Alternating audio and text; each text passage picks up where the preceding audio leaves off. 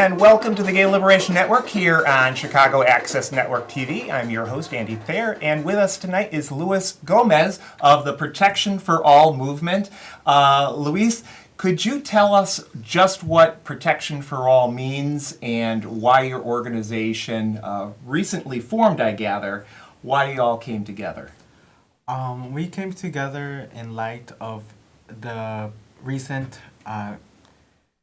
repeal of the DACA, which is a program from the Obama era that allowed young undocumented people who were brought into this country as children to have reprieve from deportation and a 2-year work permit.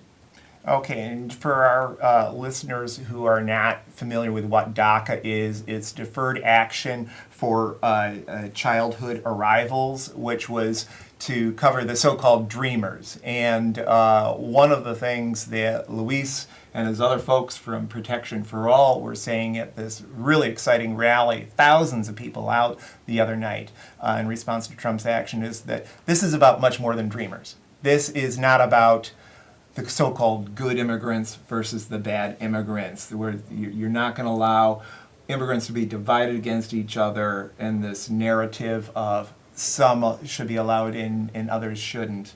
Could you explain some of the reasons why Protection for All is taking that stance? Yeah. So historically, the issue of immigration after 9/11 has been a grueling one in this country, right? So the history of DACA and how Dreamers came about started in 2001. And this young girl named Teresa Lee came to Senator Dick Durbin because she wasn't documented, right? And Senator Durbin came with this bill to Congress that we now know as the DREAM Act. And she was going to testify before Congress on this bill, but 9/11 happened, right? So that had to be sort of that had to wait, and so in 2010, the bill was reintroduced again with the name DREAM Act, and basically what it aimed to do is give a pathway to citizenship to for young people, and so there's a history of not including people that are not young, like us, right? So our parents, other community members, right, and so when we use terms like the word dreamer or any kind of language like that, it separates us from our community, right? So we are sort of taking a stance as like dreamer was a political strategy to appeal to the political leaders to see, look at these young people who are so smart, who are so bright, right? They deserve to be here because of the so-called contribution that they make this, right? But this has a lot of problems for us because what if you weren't a valedictorian in your high school, right? What if you don't want to go to college? So basically what it's saying to young people, if you do not follow this model, you are not worthy of being here, right? And if I may interrupt, a lot of it was also if you join the military and participate in United States wars, perhaps against the country that your parents and you came from. I mean, you see with Trump's threats of war against Venezuela, for example. So there is this narrative of you've got to be part of the empire also, which we are now in the midst of the longest ever war in United States history against Afghanistan, for example, through multiple presence of both parties. So there is that narrative as well. I mean, also, it's threatening to separate so-called dreamers from their own parents, from their own grandparents, who may be undocumented as well. Right. Yeah. So that you are right. So young people have to follow this model wherever, if college, military. That's why a group of young undocumented people with DACA came together and we said, you know what, we're tired of being called dreamers because that separates me from my mother, right, and my father, right? And so we want to be like, we want to be in our community, right? We don't want to be separated, right? That's why we renounce the term dreamer, and we just use undocumented, because that's who we, that's the group that legally we've been forced to belong to. And so we want to achieve more than just protection for ourselves, because we understand that um, the well-being of us, right, comes also with the well-being of our community and our parents. We cannot enjoy, college and, life in the United States as professionals, or like whatever it might be, if our parents are not here with us, if our community is being torn apart. Mm-hmm. Well, excellent, Louise. Before we continue with our program, I'd like to get up an announcement about a very important event coming up. People may be aware of the struggle in federal court to defend homeless people's rights. Specifically, the city of Chicago is threatening to evict people living under the Lakeshore Drive viaducts at Wilson and Lawrence Avenues. And there is currently a suit in federal court to stop them from evicting people. And there's going to be a very, very important court date coming up this next Thursday. Which is a little information about that. It's going to be in federal court downtown. And what it is, the judge is going to be hearing about a move for an injunction to halt the eviction of people from the Lakeshore Drive viaduct. So we're asking everyone who cares about homeless people's rights to come down to 219 South Dearborn next Thursday, the 14th at 9:45 a.m. and go to courtroom 1843. The usual rules apply about how you get into the courtroom. Treat it like you're going for a flight. And there'll be, that's how you'll be able to get involved in that, in the fight to defend homeless rights. I do believe we have a caller, and I should note that if you want to get involved in the conversation with Luis Gomez of the Protection for All movement, you call that number at the bottom of your screen. For those of you who are watching us on Facebook Live, that number to call to get part of the conversation, we'll try and get you on the air, is 312-738-1060. I do believe we do have a caller. Maybe we lost them. Yes, sir. Oh, yes. Hi. Sir, yes. Go ahead, caller. Okay. Listen, you hit on it. I'm 69 years old. I fought Vietnam War. I'm Mexican-American. I love my country. I'm proud of my country. So just hear me out. Mm-hmm. Say that the healthy and man or woman join the service for 2 or 3 years. Mm-hmm. The first 2 years, they and their immediate family can stay. They become citizens automatically. The third year, your family will be here, and you can bring your aunts and uncles, and they and first to get to work here and to stay here. Mm-hmm. This way, they say they love the country. That's one way. But with my friend there next to you, would he join the service? Because I know he's proud to be an American. Am I right, sir? Am I right, young man? Sir, Proud to be an American? I'm proud of being Chicano. I am not American, nor do I want to be American. I'm Chicano, and I'll be Chicano wherever in the world I am. Well, and sir, I consider myself a citizen of the planet, if you will. He doesn't want to be an American. Is that what you're saying? Sir, That's fine too. But what I'm saying is, let's get back to what I was saying. Why can't it be that? Yeah, so I guess he wants to give a speech, but Luis, why don't you give your response and we'll move on, because I want to show a little video of this huge demonstration that you helped organize the other day. But you said you're proud to be a Chicano. I myself consider myself a citizen of the world, and I think anyone who looks at the history of the United States and its wars against Native Americans, its importation of slaves, its endless wars after all of that, What is there to be proud of in that?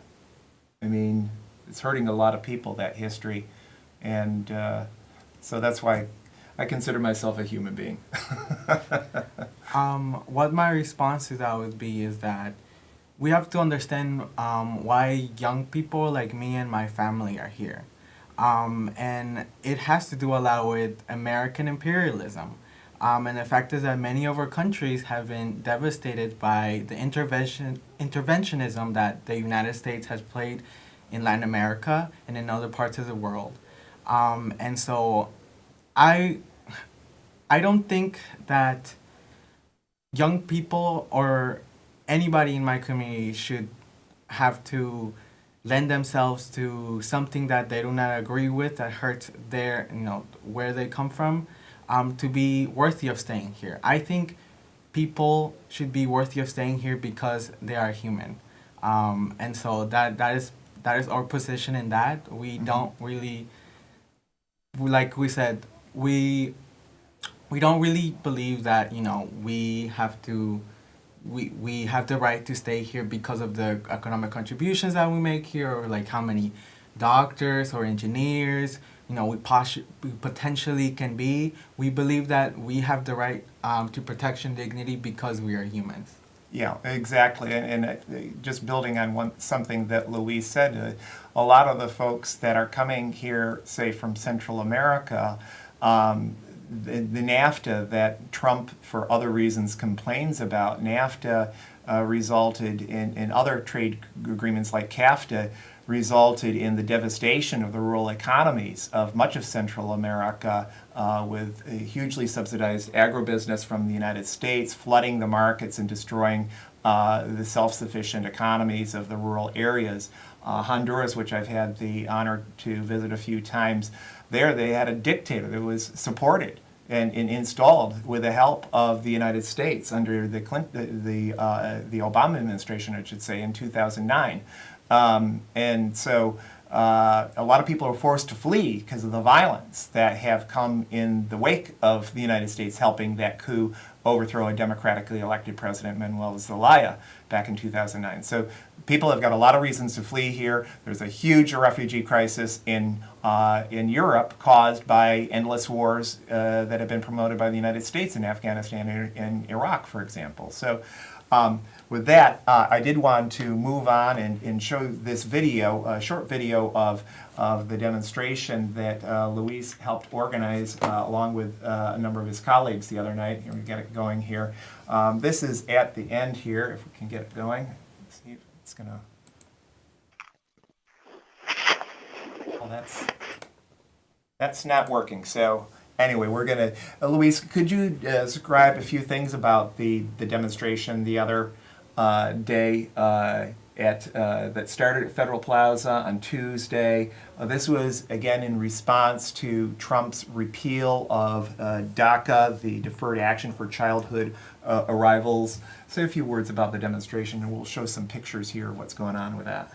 Yeah. So me and our collective, we came together about 2 weeks ago to sort of prepare for this announcement, which, we've heard rumors about this announcement since, the election, right? So we wanted to say that, before anybody else, before any politicians or any other groups that are led by citizens only, that we wanted protection for all instead of what the very incomplete protection that DACA gives us. And so we came together and we said, whenever that announcement is made, we're going to gather there.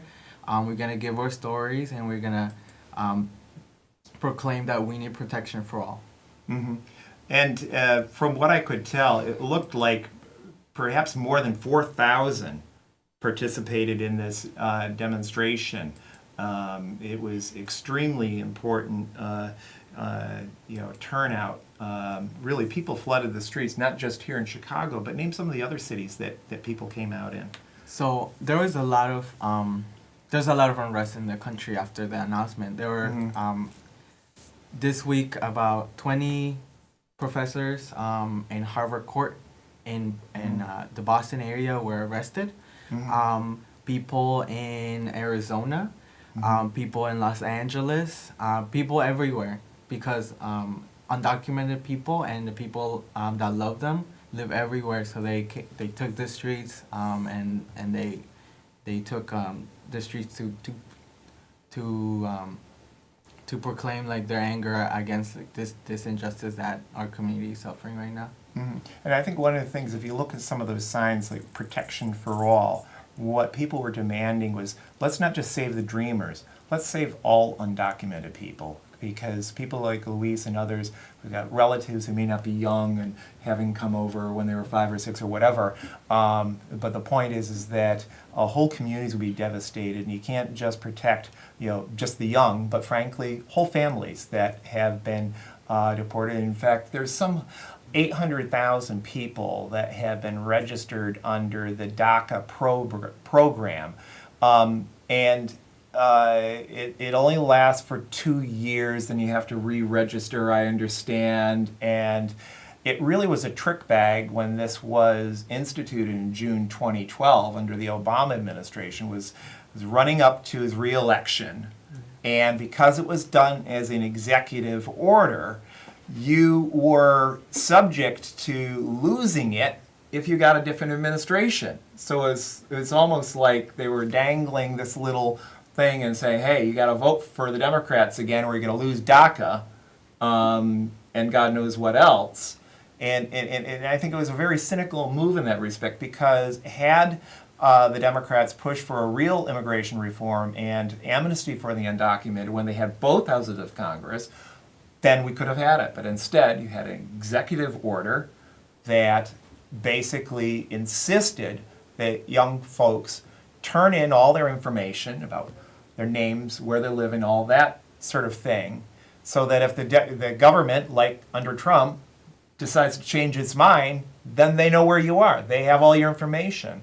And in that respect, it's very reminiscent of a program that came under George W. Bush shortly after the 9/11, where he insisted that people who came from a host of mainly Muslim countries, it was 25 countries, all of them predominantly Muslim except for North Korea, everyone had to register with the government, and lo and behold, what happened is a lot of those people were then deported.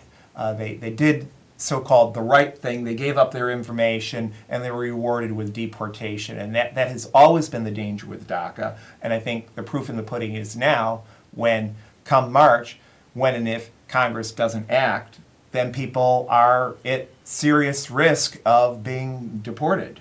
So clearly, at least in my opinion, we need to have amnesty for all undocumented people in this country.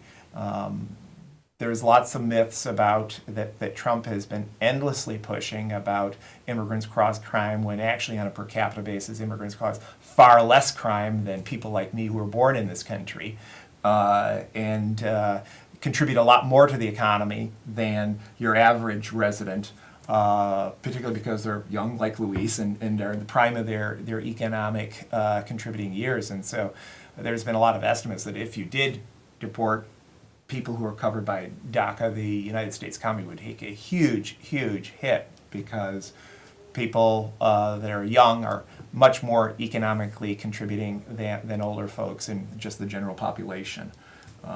So I do believe we've got another caller here. We'll try and squeeze them in. Those of you who are watching on Facebook Live, if you want to call in, our number is 312-738-1060 if you want to pose a brief comment or question to Luis. We don't have lots of time. Do we have that caller still on there? No? Okay, we lost them. So I wanted to move on to discuss what happens in March, because Trump came out with this executive order. He said Congress passed something by, what is it, March 1st? Is that correct? March 5th. March 5th. What happens then, Luis? So as of this Tuesday, the executive order from the Obama administration that was given in June of 2012 was rescinded, which means that we So what's going to happen is that the people who already have DACA will not be able to renew, right? Their DACA, which we have to renew every 2 years, and we have to pay $500 to the government to do that. And so what happens is that if you already have DACA, you will have this reprieve from deportation and the right to work legally in this country till it expires. And if your DACA expires between Tuesday and March 5th, you have a window of a month, which is till October 5th, to renew it for another 2 years. Otherwise, you are not allowed to renew it, and which means that this program is essentially being phased out. And once my permit expires and my reprieve from deportation is no longer there, then I am deportable and I will not be able to work legally in this country. Okay, and Luis, for those who are just trying to manage through this bureaucracy and these rules that are very confusing, are there some organizations that you would suggest people contact for just some good legal help on this? Could you name one or two of them, perhaps? Yes. So right now, since a lot of people, we estimate about 10,000 people in the state of Illinois have to renew their DACA according to the new rules, right? And so organizations like the Illinois Coalition for Immigrant and Refugee Rights are organizing DACA renewal clinics alongside with the NIJC, the National Immigrant Justice Center. And so if you they're both in Chicago, based in Chicago, and if you go to them, they will have DACA renewal clinics where you will be able to get help from somebody and fill your application so that you can have that application before October 5th. Mm-hmm. Now, there was some additional interesting messages at this rally, and I should just give a plug here for Protection for All movement. Just look them up on Facebook. They're a new organization. Luis tells me they're going to have their new website up in about a week's time, but look for them on Facebook, Protection for All movement. And they'll get you hooked up if you can send a question to them about some of the resources that Luis just talked about. But I am really proud to acknowledge the very radical message that they had. You saw the pictures that were up on the screen there, and a shout out to Love and Struggle and Yeon Woo Kim, who took those photographs that we took from the Facebook event page. Sorry for just going and doing that, but shout out to Love and Struggle and you, Woo Kim, for those photographs. But one of the messages that you had at the rally was that you're sick and tired of listening to the politicians speak on your behalf. You're sick and tired of a lot of the non-governmental organizations fundraising off of your situation. Could you say a few words about that, please, Luis? Yeah. You had some choice words for Rahm Emanuel, for example. I did. So ever since I came out with my story as an undocumented person, and this is very common with undocumented people, they ask you to share your story, right? And they call you dreamer, even though we do not call ourselves dreamers, right? This is a label that they put on us, and we categorically reject that label for us. And so, they bring you to these press conferences and they tell your story, and then they come after you and like, look at me, look at this, young person who's like distraught. I'm protecting them, so you should give, immigrant community, people who, who have connections to the immigrant community, please vote for me, right? So we're essentially used as like political pawns to like get votes, and in our nonprofits, we're, whatever they do with us, they get grants from like, the achievements that we do, because a lot of the time is the nonprofits come to us and they ask us to do certain things and essentially work for them, right? And we never see a penny of those grants. Mm-hmm. And so that's what I was talking about.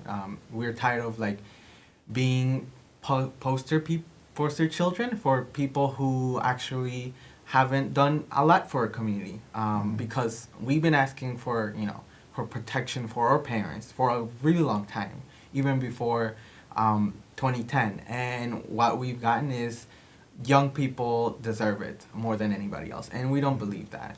Well, and it's important to remember that is absolutely terrible and racist as Trump has been, the record number of deportations of any president in U.S. history is carried out under President Obama, over 2 million people.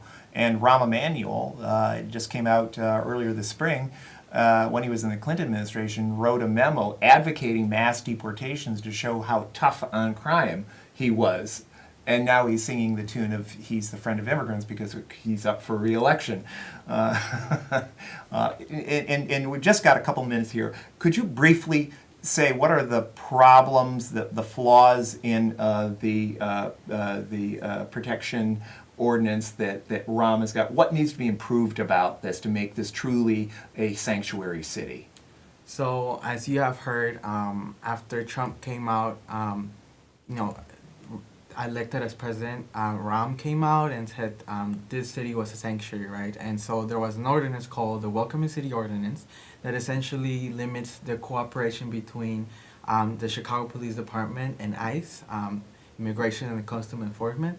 And so what we believe is that no one should be deported, right? When we mean not one more deportation, we mean it for everybody. And so this ordinance has huge exceptions, mainly around people with criminal records, and we don't believe that people with criminal records should be deported. We don't believe that deportation is the answer for anything. And so it also has, if you're in the gang database, which you get on the gang database without your knowledge, and we don't even know how they do it, because they're not open up. CPD is not open about this. And if you look brown, if you are black, and you live in a certain type of neighborhood and you dress a certain type of way, you can be in there and not know. And so they share that information with ICE. And so, and here in Chicago, how most people get into deportation proceedings is through dealing with Chicago Police Department. Yeah, so unfortunately, we're going to have to cut it off there. Go to Protection for All Movement for more information. You can contact Luis and his colleagues there. Fortunately, we're going to have to wrap things up here. And just shout out to all the people who helped out with tonight's show. This is Andy Thayer with Luis Gomez. Thanks for watching tonight.